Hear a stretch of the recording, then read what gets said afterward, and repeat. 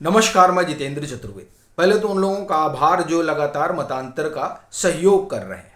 कोशिश होगी कि कार्यक्रम के अंत में उनके नामों से आपका परिचय कराया जाए और आपसे ये अपेक्षा रहेगी कि आप भी आगे आइए और जो मुमकिन हो सके वो मतांतर का सहयोग करिए। आप जान रहे हैं कि जो डिटेल है वो डिस्क्रिप्शन में दी गई है, आप वहाँ जा सकते हैं। इसके साथ ही साथ एक थैंक्स वाला भी ऑप्शन जो है वो रहता है, जो यूट्यूब ने दे रखा है, उसके जरिए भी आप सहयोग कर सकते हैं। एक और चीज़ जो हम लोगों ने कल बात की थी कि यूजीसी पर क्या बात होनी चाहिए, तो आप में से बहुसंख्यक की ये राय रही कि नहीं, इस पर चर्चा होनी चाहिए। तो हम लोग इस पर चर्चा जो है अपनी जारी रखेंगे और आपसे सहयोग की उम्मीद रखेंगे। अब हम लोग आते हैं इस मसले पर जो वाकई में इस सरकार के लिए, इस पार्टी के लिए एक समस्या का सबब बना हुआ है। और सबसे बड़ी चीज़ यह है कि जो सोशल मीडिया है वहाँ पर इसकी सबसे ज़्यादा चर्चा हो रही है। बाकी जगहों पर तो आप एक तरह से कहें कि और जो मंच हैं उन मंचों पर इसे लेकर कोई विमर्श हो रहा हो, ऐसा नहीं दिखाई देता है। लेकिन इस मंच पर, फिर वो चाहे एक्स का हो, यूट्यूब का हो, फेसबुक का हो, इंस्टा का हो, यहाँ पर एक तरीके से आए दिन जो गतिविधियाँ हो रही हैं यूजीसी रेगुलेशन के विरोध में या फिर पक्ष में, मैं दोनों चीज़ें अगर आप देखें तो वो इस मंच पर दिखाई दे रही हैं। खास तौर से अगर हम विरोध वाली बात करें तो वो पूरा ये जो मंच है वो मंच इस बात से भरा पड़ा है। ये प्रभावित करता है उस पार्टी को जो पार्टी इस मंच के सहारे सरकार में आई है। देखिए, प्रधानमंत्री नरेंद्र मोदी के सीएम से पीएम तक का जो सफ़र है उसमें कई लोगों की भूमिका रही, लेकिन उसमें एक भूमिका इस मंच की भी रही। और ये मंच बीजेपी को, और मैं खास तौर से कहूं तो प्रधानमंत्री नरेंद्र मोदी को प्रभावित करता है। वो इस मंच पर चल रहे विमर्श पर नज़र रखते हैं। वो ये जानने समझने की कोशिश करते हैं कि ये जो मंच है, इस मंच का रुख क्या है, यहां पर किस तरह की रायशुमारी चल रही है और उसका कारण है। ये जो मंच है, ये मंच उस आबादी को रिप्रेजेंट करता है जो हर बार चुनाव में प्रधानमंत्री नरेंद्र मोदी और बीजेपी के साथ खड़ी हो जाती है। यानी सबसे पहली चीज तो युवा इस पर काफी एक्टिव रहते हैं। दूसरा जो वर्ग है वो आप एक तरह से कहें कि मिडिल क्लास या आप कहें कि शहरी, ये दो वर्ग हैं जो सीधे तौर पर प्रधानमंत्री नरेंद्र मोदी से जुड़ते हैं। इसलिए यहां पर चल रहा विमर्श परेशान करता है, मैं अगर आप कहूं तो सीधे पीएम को, क्योंकि वो ये समझते हैं कि सोशल मीडिया की ताकत क्या है। और इस ताकत को एक तरह से कहा जाए वो इसलिए भी बेहतर जानते हैं क्योंकि जिस दौर में मेन स्ट्रीम मीडिया उनका बाइकआउट कर रही थी, उस दौर में यही वो मंच है जिसने पीएम को देश भर में लोगों के घर तक पहुंचाया था। ये वो मंच है। तो इसलिए इस मंच का इन्फ्लुएंस पीएम खूब जानते हैं। आपको ध्यान होगा 2024 के लोकसभा चुनाव से पहले पीएम ने जो बड़े क्रिएटर हैं, बड़े इन्फ्लुएंसर हैं, उनसे मेल मिलाप किया था। हालांकि तब उसका असर हुआ नहीं था उस तरह से। मैं इसलिए बात कह रहा हूं क्योंकि ये आपको संभवतः ध्यान हो या ना ध्यान हो, लेकिन उस समय जो जिनका आप एक तरह से कहें कि 50 लाख, 60 लाख, 70 लाख, 1 करोड़, इस तरह का जिनकी फॉलोइंग है यूट्यूब पर और तमाम मंचों पर, उनके साथ एक कार्यक्रम हुआ था। जाहिर सी बात है वो कार्यक्रम इस लिहाज से हुआ था कि सरकार ने जो कामकाज कर रखा है उस कामकाज की चर्चा हो सोशल मीडिया पर।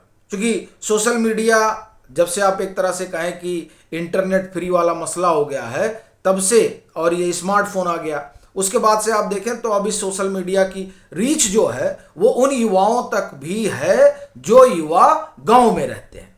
तो ये एक तरह से कहा जाए कि पूरी कोशिश थी, लेकिन उस तरीके से वो कामयाब नहीं हो पाई। यह मैं बात आपको इसलिए बता रहा हूं, पूरी जो हमने आपको कहानी बताई उस कहानी के पीछे का कारण सिर्फ एक है, वह है यूजीसी रेगुलेशन। इस रेगुलेशन को लेकर जो सुप्रीम कोर्ट ने स्टे दिया और उस स्टे के बाद जिस तरह से विमर्श खड़ा हुआ रोल बैक का, ये विमर्श इस मंच पर जिस तरह से दौड़ रहा है वो प्रभावित कर रहा है पीएम को। और ये मैं इस लिहाज से भी कह रहा हूं चूंकि पिछले अगर आप 10-15 दिन से देखें तो एक बार ये खबर आ चुकी है कि पीएम नाराज है इसको लेकर। ये देखिए, ये सहज बात नहीं है। ये 13 जनवरी के बाद जब तमाम चीजें शुरू हुई उस समय भी आ सकती थी, लेकिन उस समय ये चर्चा नहीं हुई। क्यों? क्योंकि इन लोगों को अंदाजा नहीं था कि इस तरीके से जो है रिएक्शन आएगा। लेकिन क्या हुआ पिछले 1.5 महीने में रामलीला मैदान से लेकर और जयपुर तक जिस तरह से सड़कों पर लोग उतरे और सभाएं हुई, और उसके बाद में सोशल मीडिया पर जो आप एक तरह से कहें कि अभियान चलता रहा। और अभियान सिर्फ एक है कि जो यूजीसी आया है उस यूजीसी पर सरकार को विचार करना चाहिए, रोल बैक करना चाहिए। ठीक है, उसमें से एक लोगों की राय ये भी है कि चलिए आप लाए हैं तो कोई बात नहीं, लेकिन इसमें जो मैकेनिज्म होना चाहिए वो मैकेनिज्म तो ठीक होना चाहिए ना। अब जैसे देखिए, बनारस वाली घटना की चर्चा हो रही है जो बीएचयू में हुआ कि साहब वो गया और उसने पूछा, वो समाजवादी युवजन सभा का था, और फिर प्रशांत मिश्रा को उसने थप्पड़ जड़ दिया। अब बताइए, वो जाकर थप्पड़ जड़ देते हैं, अब उनके वो थप्पड़ उस सामान्य पर जड़ रहे हैं, सामान्य वर्ग पर, जिसे यूजीसी रेगुलेशन में एज्यूम कर लिया गया है कि साहब यही गड़बड़ी करेगा। तो जिसे आपने एज्यूम कर लिया है कि यही शोषक है, और जिसे आपने एज्यूम किया है कि यह शोषित है, तो जिसे आपने शोषित एज्यूम किया है वो शोषक को पीट रहा है। यह स्थिति है साहब। अब ये देखिए, ये खबर बड़ी चर्चा में है और सोशल मीडिया पर बहुत ये तैर रही है। क्यों? क्योंकि सोशल मीडिया पर पूरा बंच है यूजीसी रेगुलेशन का विरोध करने वाला। अब वो सीधे सवाल पूछ रहा है कि बताइए, आपने तो बताया था कि हाँ ये शोषक है और ये शोषित है, और बीएचयू घटना में क्या हुआ, जो शोषित है वो शोषक का जात पूछकर उसको पीट रहा है, थप्पड़ जड़ दिया। तो ये वो चीजें हैं जो प्रभावित कर रही हैं सीधे तौर पर किसे, जो ये यूजीसी रेगुलेशन आया उस रेगुलेशन की मंशा पर सवाल उठ रहा है, और बीजेपी की मंशा पर सवाल उठ ही रहा है, पीएम की मंशा पर सवाल उठ ही रहा है। आप देखिए, अभी इस कार्यक्रम की तैयारी के दरमियान हमने एक वीडियो देखा एक्स पर, आप लोगों ने भी देखा होगा, मैंने तो पहली बार देखा, आप लोगों ने कई बार देखा होगा, क्योंकि आप में से ज़्यादातर लोग जो हैं वो एक्स पर, सोशल मीडिया पर ज़्यादा एक्टिव रहते हैं।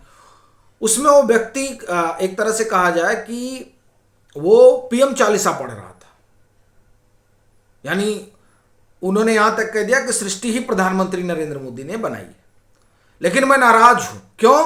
क्योंकि ये जो है यूजीसी रेगुलेशन लेकर आ गए। यानी वो लोग जो पीएम के साथ आंख बंद करके खड़े रहे हैं वो सिर्फ इसे लेकर नाराज हो गए, और ये नाराजगी का जैसा कि हमने कहा कि असर है, इसीलिए खबर आती है कि पीएम नाराज है। फिर धर्मेंद्र प्रधान को ये कहना पड़ता है कि ये जो कंट्रोवर्सी है इससे बचा जा सकता था। ये सब बातें यूं ही नहीं हो रही हैं, ये दरअसल उस डैमेज कंट्रोल का एक तरह से कहा जाए कि तैयारी है जो अब लग रहा है बीजेपी को हो गई। देखिए, ये ध्यान रखिएगा कि वही कांग्रेस है जिसका एक समय सूर्य अस्त होगा किसी ने सोचा नहीं था, लेकिन कांग्रेस ने एक गलती की और जो सामान्य वर्ग है वो भाग गया। तो अब लोग कहते हैं कि कांग्रेस का सूर्य उदय भी होगा, ये नहीं जान पड़ता है। तो कम से कम बीजेपी को वो सीख तो लेनी चाहिए कि जिस पार्टी का कभी सूर्य अस्त होगा ऐसा किसी ने सोचा नहीं था, वो आज तरस रही है। ये तीसरी बार हुआ जब वो केंद्र की सत्ता से दूर रही, और राज्य की सत्ता तो भूल ही जाइए, वो तो कहीं कहीं किसी तरह से बन जा रहा है, बस इतना ही है। और मैं तो कहूँगा इसलिए बन जा रहा चूंकि बीजेपी की कृपा हो जा रही है। अब आप कहेंगे बीजेपी क्यों बनवा चाहिए, हिमाचल प्रदेश में बीजेपी अगर इतना झगड़ा ना होता तो सरकार ही नहीं आती। तेलंगाना जिससे बीजेपी मानकर चल रही थी कि हम जीत जाएंगे, वहां अगर ठीक से मेहनत की होती तो वहां भी जीत जाते सब। तो इसलिए मैं कह रहा हूं, तो अब संभवतः बीजेपी को समझ में आ रहा है कि ये जो कोर से पंगा उन्होंने ले लिया वो ठीक नहीं है। तो अब उस सुधार की दिशा में ये लोग कुछ कुछ कर रहे हैं। कितना करेंगे ये आने वाले दिनों में पता चलेगा, लेकिन इतना जरूर है कि ये जो यूजीसी रेगुलेशन के खिलाफ जो आप ये कहें कि विरोध उपजा है, उस विरोध ने वाकई में जो सत्ता में बैठे हैं उनकी जड़ें हिला दी हैं। और यही कारण है कि खबरें आती हैं कि हम पीएम नाराज हैं और इससे बचा जा सकता था। इस तरह की बातें होने का मतलब यही है कि अंदर खाने भी अब शुरू हो गया है कि भैया इस पर कुछ करना पड़ेगा। और आखिरी में ये मैं अभी फिर भूल जाता तो ये तो बड़ा जो है गड़बड़ हो जाता, उन लोगों का नाम जिन लोगों ने सहयोग किया है, और आप लोग भी जो है इसमें अपनी भूमिका निभाइए, आगे आइए। अरे खुलता ही नहीं है। देखिए कल लग रहा है कि कार्यक्रम आप नाम लेने से पहले ही ख़त्म कर देगा क्या ये। चलिए, तो उन सभी लोगों का नाम जानना बड़ा ज़रूरी है। कल हमने अपने लाइव में अंत में चर्चा की है, लेकिन वो अंत की चर्चा ठीक नहीं है। इसलिए मैं पहले तो देवेंद्र गोयल जी का आभार, उसके अलावा जो है आप देखिए रामशंकर जी, यज्ञादत्त जी, जितेंद्र जी, मनोज जी, लक्ष्मण जी, अमित जी, सुनील जी और अमित जी, राजेंद्र जी, अरुण जी, निशांत जी, सुनील जी, राजेश जी, मधुसूदन जी, अमन जी, मंजीत जी, कमलेश जी, हरेंद्र जी, मीरा जी, अभिषेक जी और आर.एस. शर्मा जी, फिर देवेंद्र नाथ जी, मुकेश जी, मोनू कुमार, राजकुमार सैनी, शशिकांत जी, मनोज पोद्दार जी, रविंद्र जी, संजीव कुमार, ए.के. शुक्ला जी, विवेक शर्मा साहब, राजेंद्र देशपांडे, पूरनमल शर्मा जी, दिनेश ठाकुर, माधव झा, अनुराग त्रिपाठी जी और नीरज गौतम जी। इसमें आप देखिए मीरा जी, निशांत जी, अरुण जी, देवेंद्र नाथ जी और देवेंद्र गोयल जी का अंशदान सबसे बड़ा रहा, और इन सब में सबसे बड़ा देवेंद्र गोयल जी का रहा। तो इसलिए आपने जो सहयोग किया उसके लिए आपका आभार।